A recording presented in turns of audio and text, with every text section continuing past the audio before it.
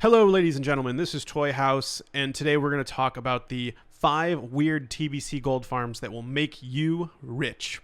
Number 1, that is the Stormspire vendors in Netherstorm. Now, there are some vendors here that not a lot of people know about, and if you park a tune there and purchase some of their items very cheaply, you can sell them for great profit on the auction house. Now, particularly, I like dealer Sadakat. He sells Dreaming Glory, Fellweed, Ice Cap, Major Arcane Protection Potion, Major Shadow Protection Potion, basically Mana Thistle, Super Healing Potion, herbs, and potions. He has limited stock, so be sure to purchase it. If you can get lucky and purchase it when it's available, you can easily sell these for a profit. I mean, they're selling Fellweed here for 20 silver, Mana Thistle's a gold. You can get much more on the auction house for these.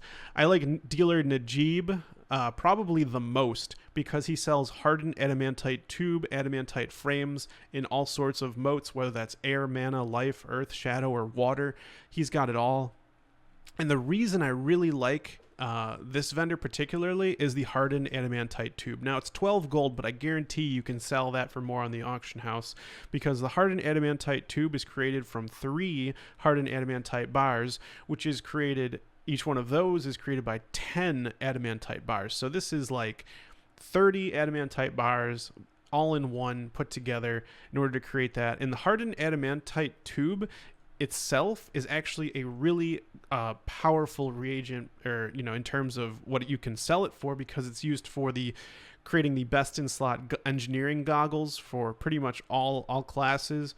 It's used to create the gnomish poultryizer, which is like a really great trinket. Goblin rocket launcher, the gyro balance Khorium destroyer needs that, which is an amazing BOE rifle. Khorium scope, even rocket boots, which are obviously amazing for PvP. All of that comes from hardened adamantite tube, which you can just purchase here from dealer Najib. The adamantite frame is another favorite of mine. This is created by 4 adamantite bars and 1 primal earth, and the reason I think this is just a steal is because the primal earth right there on adamantite frames, these are used to create, the dimensional ripper area 52, or the ultra safe transporter to Tashley's station, and of course our favorite flying machine. So adamantite frame absolutely is a steal. The other really awesome dealer is dealer Rashad. Now, dealer Rashad, he sells things that have infinite stock, so I think I saved the worst for last. He's not the greatest. He sells pets though, so like the blue dragon hawk hatchling, the crimson snake, mana wormling, or a red moth egg.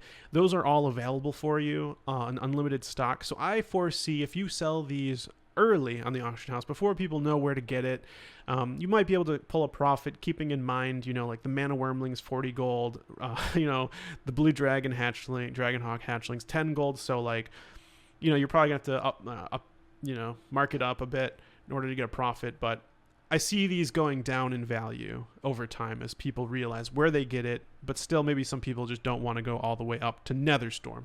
Okay, moving on to the next gold farm that is super crazy and unknown, and that is dungeon chest farming through lockpicking. Now, you can do this in places like Shadow Labyrinth, the Mechanar, or even the Steam Vault. These solid adamantite chests have really interesting loot tables that I want to talk about. Now, first of all, let's talk about some of the stuff that is obvious, right? You've got mana potions, healing potions, very high drop chances for that. You got scrolls. You've got green gems like Blood Garnet, Shadow Draenite, Deep Peridot, or a Blood Garnet, right? You've got the blue gems like Star Valoon, Living Ruby, Noble Topaz, awesome. These are all possible. And then green items, there's a ton of different green items which you could sell for a profit because people are going to be leveling enchanting, and in order to do that you actually have to disenchant things that are higher levels, so these greens are actually going to be sought after. But what is most exciting about these chests, in my opinion, is that they drop some incredible blue BOEs that people actually want because they're like pre-raid bits, like Crystal Forged War Axe, that's super strong. Crystal Pulse Shield, you can get this from a chest. What else is there? The Oath Keeper, Velanos Longbow, the Bringer of Death, Sed's Carver, pauldrons of surging mana. There are tons of awesome blues that come from these chests. So this is underrated, probably more unknown. You do have to either be a blacksmith with keys to open these chests or a rogue with pickpocketing. But there's some really good stuff you can get from these chests, and people claim about 300 gold or more an hour doing this. All right, and the next one, which ties in perfectly with that last one, is dungeon herbing and dungeon mining. So throughout dungeons, you're actually going to find different herbs, different ore nodes. Ancient lichen is one in particular. You can easily get at least 3 gold per lichen, and you're going to be getting tons of that if you're just sneaking around herbing it, and you can reset the dungeon, do it more.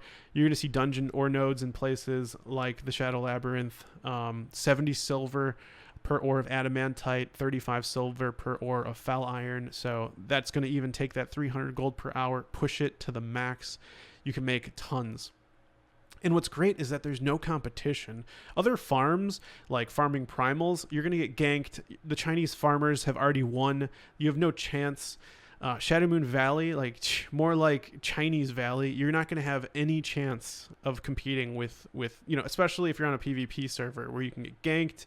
Who knows what guilds are just going to own, certain primal farming spot. I'm not even going to mention Elemental Plateau. So these farms are underrated, super powerful, and you can do it without being hindered. You can do it it can be very chill.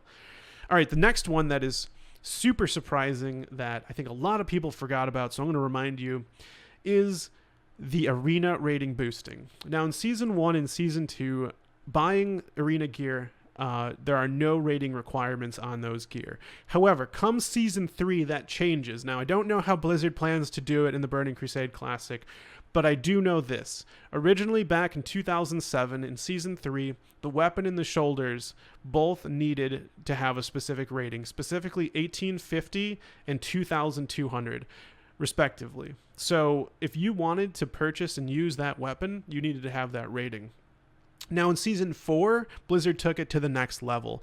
The weapon, the shoulders, head, chest, and legs all had rating requirements. So if you want to take advantage of the people who don't want to put in the effort for the PvP, they just want to get this gear and then, do whatever, then definitely consider rolling classes like a Druid, a Warlock, a Priest, a Mage, or a Rogue. These are all super strong PvP classes that can really carry someone, especially in the 2s bracket. Number 1, I kind of listed them in the order of who's the best at it. Druid, Warlock, I would go with those. Priest, Mage, Rogue, all fantastic.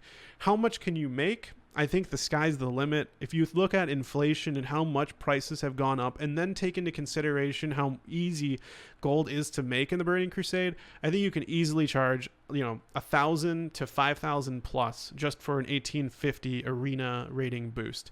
It'll probably happen in the 2s arena bracket, but who knows? Maybe you and a friend want to do it together, which will make it easier if you do it in 3s. However you want to do it. This is going to definitely make you tons of gold arena rating boosting. Now, the last one is probably no surprise, but I figured since I didn't mention it in any other videos, I do want to talk about some really great GDKP opportunities in the Burning Crusade. That's right, GDKP. I don't think it's going to go away. Dragon kill points, gold dragon kill points. So the way it works is you want an item for a raid, you got to pay gold for it, and then all the gold that was made from people paying gold for it is then split up among the raid at the end. However, there are certain items that people are going to just straight up sell, even if it's not a raid, particularly the Raven Lord mount. Specifically, it's called the Reigns of the Raven Lord. Now, he is actually a Druid-only quest summon. His name is Anzu, and he has a 0.93% chance to drop the Reigns of the Raven Lord. So, how is this going to work? The Druid Epic Flight Form quest essentially allows you to summon this. You have to not turn in the quest, not abandon the quest, not have epic flight form while you do this.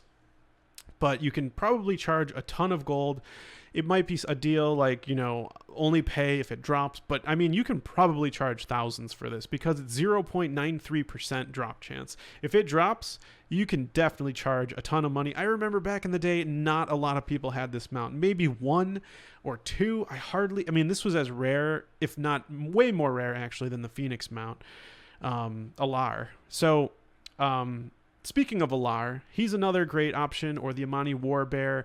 I can definitely see people paying a lot of gold in order to get these mounts. You know, epic gems that only drop in raids. Sun motes from the Sunwell raid. This is all very similar to how right now Nax trash loot is being sold. So that's basically the last method. I'm sure GDKP and selling, you know, certain mounts, experiences, runs will sell for a ton of gold in the Burning Crusade. So those are the 5 weird TBC gold farms that are going to make you rich. I definitely guarantee that these are underrated, underutilized, and will make you a ton of gold in the Burning Crusade. Thanks for watching, guys. My name is Toyhouze. It was great having you here. If you liked the video, don't forget to give it a like. If you want to see more, don't forget to subscribe. Leave a comment down below and let me know your thoughts. See you guys in the next video. Take care.